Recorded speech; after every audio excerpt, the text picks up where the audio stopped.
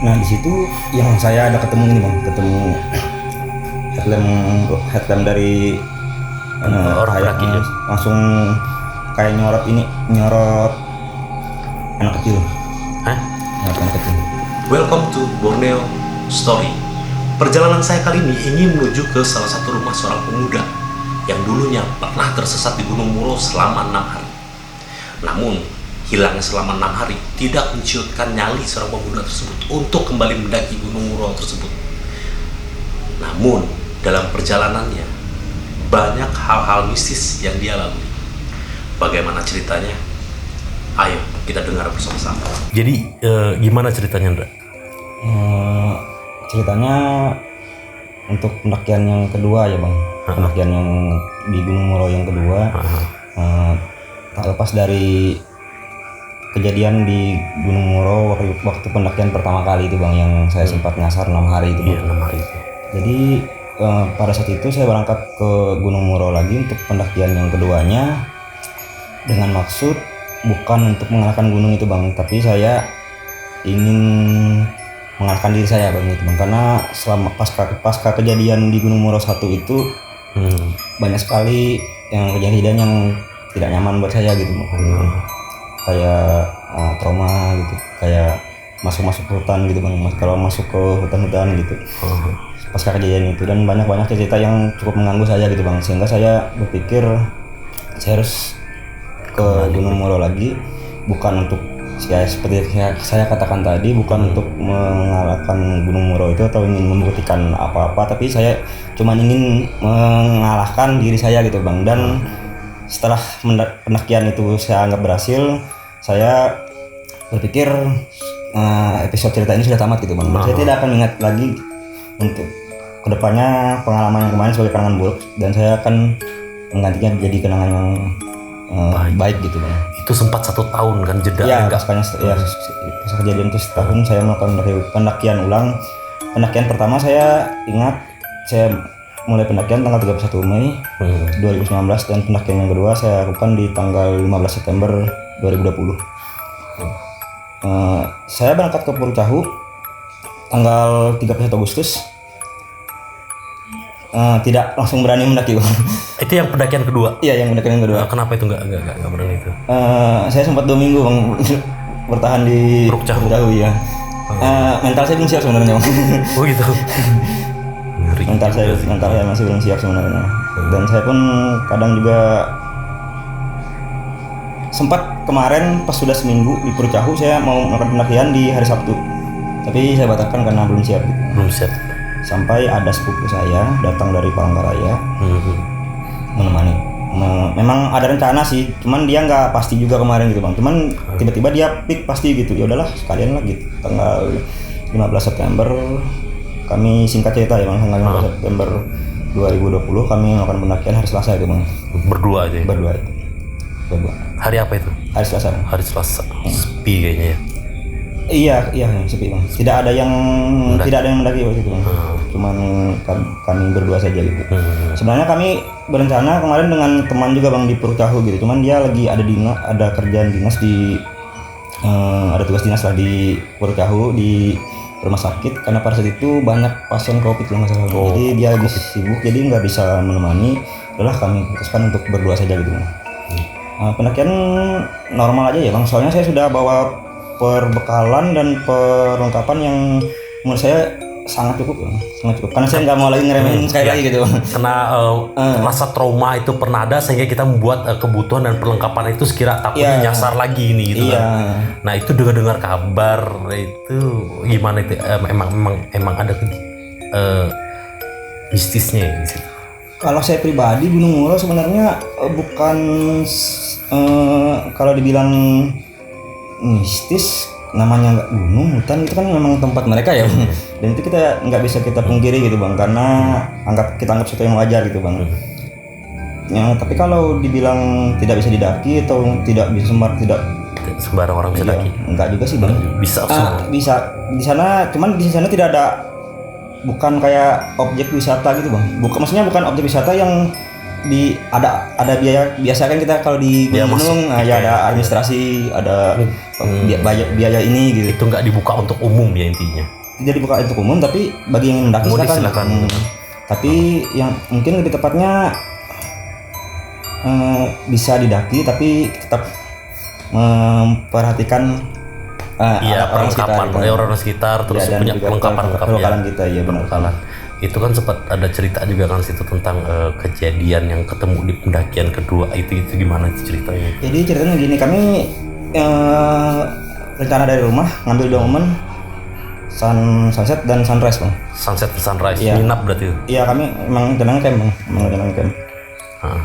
Di sepanjang perjalanan sampai ke puncak tidak ada yang berarti ya, maksudnya tidak ada masalah yang berarti gitu bang. Lebih ke jalur aja kan bang, yang Aman aja. ya, aman-aman aja gitu. Cuman saya tetap tidak mau berjudi waktu itu bang, saya tetap merekam, saya bawa kompas dan saya merekam jalur perjalanan kami bang ketika ada cabang gitu bang. Dari awal perjalanan kami kayak merekam Ya, jalanan. rutenya. Walaupun tanda jalur sudah terpasang bang. Jadi setelah kejadian saya hilang kemarin, sepertinya tanda jalur sudah dipasang di situ bang. Oh iya, semenjak Iya. hilang itu kan dibikin jalur supaya nggak ada orang kesasar lagi. Iya, bikin tanda jalur gitu di. Jadi singkat cerita sampai di puncak waktu itu jam 5 ya bang. Sore. Jam 5 sore, belum gelap tapi langit udah agak merah-merah gitu bang. Merah-merah. Udah hampir senja gitu bang. Saya pertama ke puncak, sepupu saya masih foto-foto di bawah kan bang, di bawah sebelum ke puncak. Saya lihat ada yang janggal udah bang gitu bang. Jadi di situ ada kayak terpal, kayak tenda terpal gitu bang. Yang satu sudah terlipat rapi, di atasnya ada parang, kayak itu bang, parang pisau itu bang. Terus ada satu tenda lagi masih belum terlepas gitu bang, tapi hampir terlepas sudah, seperti buru-buru orang gitu. Oh. Orang sebelumnya seperti kayak buru-buru melepas atau gimana nggak ngerti juga gitu bang, atau sengaja ditinggal gitu. Oh itu ditinggal posisinya? Iya ditinggal. Kalau saya pribadi ya bang, saya justru lebih memilih tidak meninggalkan bekal daripada meninggalkan parang ini bang, karena kita orang Dayak kan Iya, parang sih sebenarnya. pisau itu bang Pisau sebenarnya itu, bang. Jadi saya tapi nggak terlalu janggal cuman nggak terlalu pedulikan gitu bang. Tenda orang itu tadi? Iya, saya nggak ngerti juga tenda itu apa memang sengaja ditinggal atau memang buru-buru ditinggal gitu sebelumnya gitu. Dan kondisinya masih nggak terlalu lama sih bang, masih baru sih. Masih baru ya? Dan nggak tahu alasannya kenapa tenda itu ditinggal? Iya, masih. Tapi saya tidak bisa spekulasi kalau di masalah ini. Cuman menurut saya ini janggal aja sih gitu. Sih, janggal sih. Janggal. Jadi singkat cerita, sepupu saya sudah naik juga. Kami ya siap-siap lah masang tenda waktu itu, buka tenda.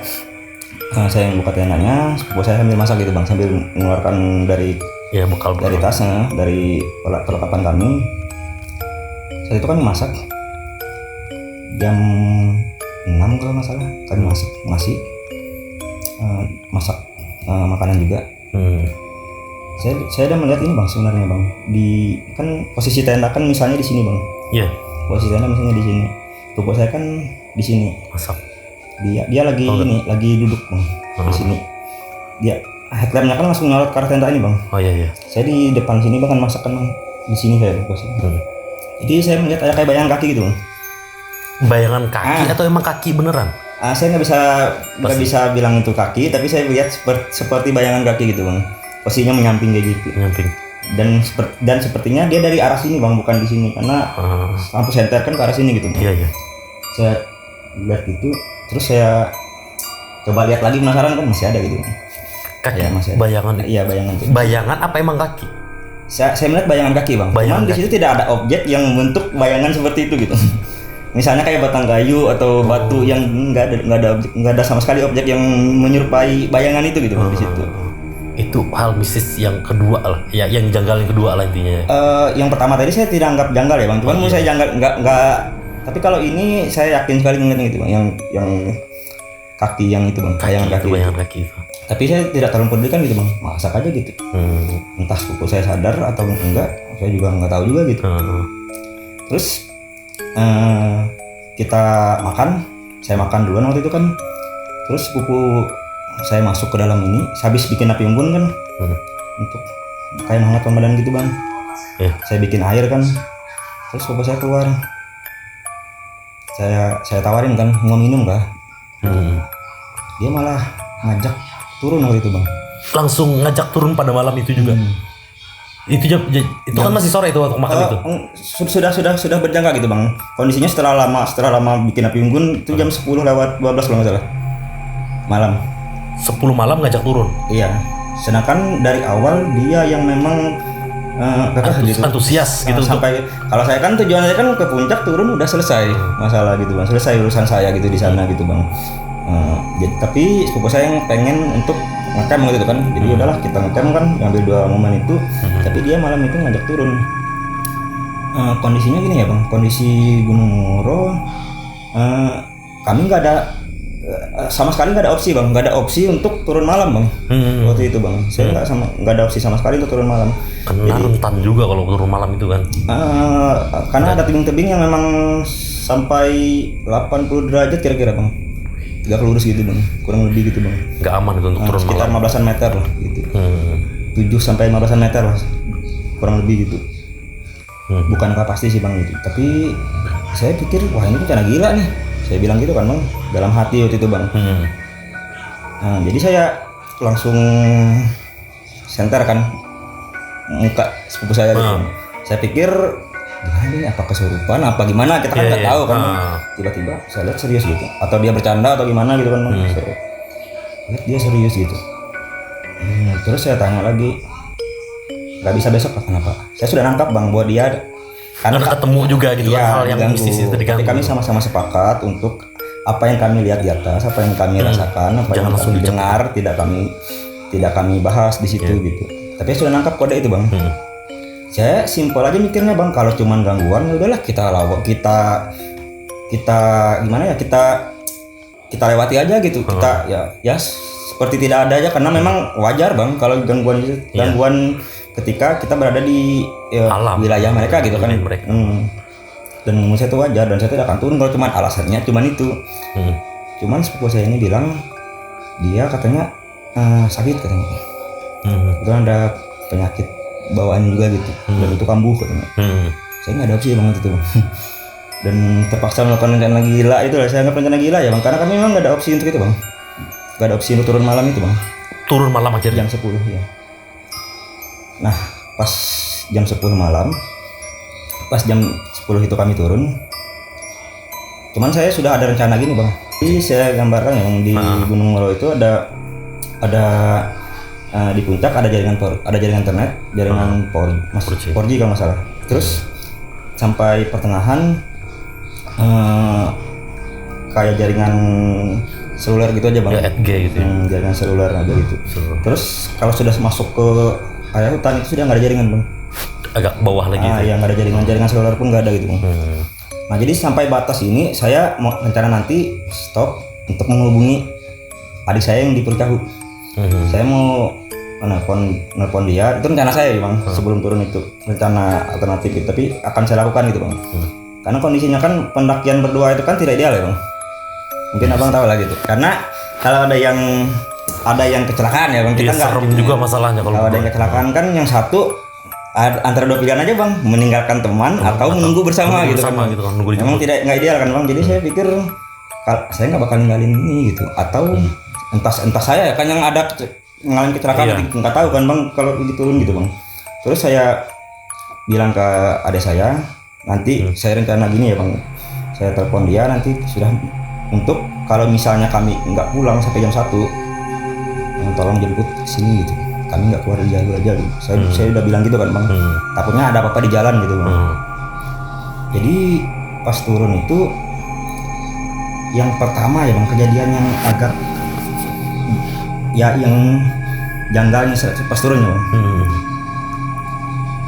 Di gua macan bang. Jadi di situ sebelum ke puncak ada gua macan bang, tebing gitu bang. Udah gua macan. Ada gua macan di situ kayak gua, terus bisa masuk ke dalam 2 orang, tapi lama-lama menyempit gitu bang. Begitu. Dan di situ ada kayak sajian-sajian gitu bang. Di gua macan. Iya gua macan. Itu di pertengahan gunung itu. Sebelum ke puncak bang. Oh sebelum ke puncak itu tebing. Kayaknya sebelum yang flashback ke yang dulu ya bang, sebelum saya yang kehilangan jalur dulu, sebelum di situ bang, saya sampai pertama kali saya nyasar dulu waktu pendakian pertama gitu bang, sebelum mencapai tebing yang arah Gua Macan itu, Saya terprosok jadi keluar dari jalur itu Bang dulu Bang. Oh di situ. Iya nggak jauh dari situ. Sambungannya. Terus balik lagi ke yang Gunung Muro 2. Terus saya kan waktu itu pertama kan waktu kita naik kan Bang ada ini Bang, ada kayak foto-foto gitu Bang. Sepupu saya di Gua Macan itu. Selfie gitu ya. Ya saya gitu. Terus dia langsung ngeliat tanda jalur itu memang nggak ada gitu Bang. Tapi pas malam ada gitu Bang. Tanda jalur ke arah kanan dan itu ke jurang Bang. Tanda itu. Iya. Merinding. Tanda panah hijau. Itu waktu foto nggak ada. Waktu dia foto aku nggak lihat kan Bang. Tapi kalau dari dia sih nggak ada katanya. Tapi malam itu ada ke arah jurang. Dan awal mula kami nemu tanda itu karena kami nggak dapat jalur Bang. Pada waktu turun itu. Iya, kayak kehilangan jalur. Iya, di sini ada jalan ke depan gini Bang. Ada jalan turun ke depan kayak gini, tapi ada semak kayak nggak pernah dilewati gitu. Terus saya kan ngambil ke arah kanan kan Bang, supaya jalur itu. Saya lihat jurang dan ini bukan jalan sini tadi naiknya gitu. Bukan lewat sini gitu. Cuman saya tetap nyisir kan Bang. Saya suruh dia nunggu karena kebetulan dia kan lagi kondisinya kan nggak fit waktu itu kan Bang. Nah, saya coba sisir. Jadi jalannya gini Bang. Di tebing itu ya kayak gini kayak landai terus sini tebing gitu. Tebing langsung dia gini curang gini terus langsung tebing gitu. Saya cuma berdiri di pinggir sini Bang, nggak di sininya gitu. Terus sepupu saya nyuruh terus wah gila mau aku terus Bang. Ternyata kayak miskomunikasi gitu Bang, maksudnya putar arah gitu. Oh ya Gitu, kiri lurus. Akhirnya kami mutar gini Bang, mutar jalur gini Bang. Terus nggak lama udah mau jalan balik kayak gini jalur kami Bang kemarin Bang. Kayak keluar sedikit Bang, kayak terabas sedikit. Nah, langsung ketemu jalan kan. Lihat belakang yang semak tadi jalan Bang, lurus Bang.